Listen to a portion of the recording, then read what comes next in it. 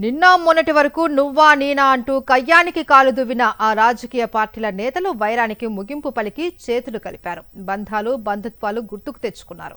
కానీ పాచకులు పారలేదు. జనం మాత్రం వారిని ఆదరించలేదు. మళ్లీ కలవనే కలవరు అని భావించిన ఠాక్రే సోదరులు దాదాపు 2 దశాబ్దాల తర్వాత జట్టు కట్టారు.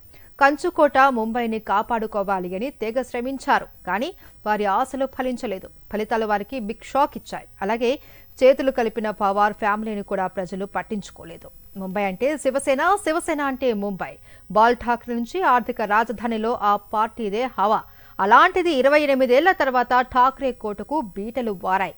అన్నదమ్ములు ఒక్కటే బరిలోకి దిగినా ఆధిక్యాన్ని ప్రదర్శించలేకపోయారు. ఆధిపత్యాన్ని చెలాయించలేకపోయారు. ఠాక్రే సోదరులకు ఎదురుగాలి వీచడం వెనుక పలు కారణాలు కనిపిస్తున్నాయి.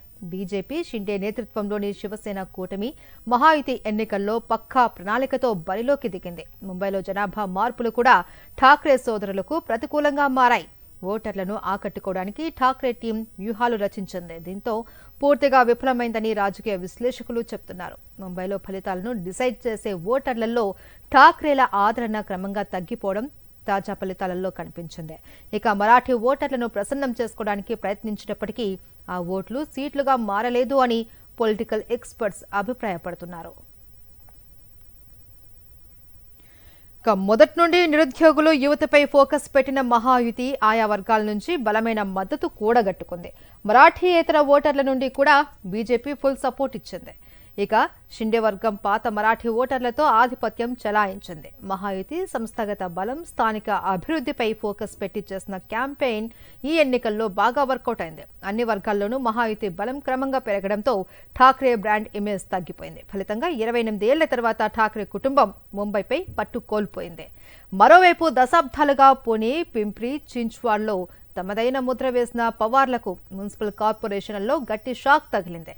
ఎన్నికలకు ముందు విభేదాలన్నీ పక్కన పెట్టి శరద్ పవార్, అజిత్ పవార్ పార్టీలు కలిసి పోటీ చేశాయి. అయితే రాజకీయ చాణుక్యుడిగా పేరున్న శరద్ పవార్ వ్యూహాలు ఈ ఎన్నికల్లో బెడిసి కొట్టాయి. బీజేపీ టార్గెట్గా అజిత్ పవార్ ఆడిన అటాకింగ్ గేమ్ కూడా ఫెయిల్ అయింది. ఫలితంగా ఆ 2 కార్పొరేషన్లపై భారీ అంచనాలు పెట్టుకున్న పవార్లకు ఓటర్లు దిమ్మ తిరిగే షాక్ ఇచ్చారు. పవార్లకు పవర్ ఇవ్వలేదు అక్కడి ఓటర్లు. ఇక 2 కార్పొరేషన్లను ఆ పార్టీలు తేలిపోయాయి. పుణెలో కమలం దూకుడు కొనసాగింది. ఆ పార్టీకే పట్టం కట్టారు ఓటర్లు. పింప్రి చించ్వాడ్ కార్పొరేషన్లోనూ సేమ్ సిచ్యువేషన్. అక్కడ కూడా వార్ వన్ సైడ్ అయింది.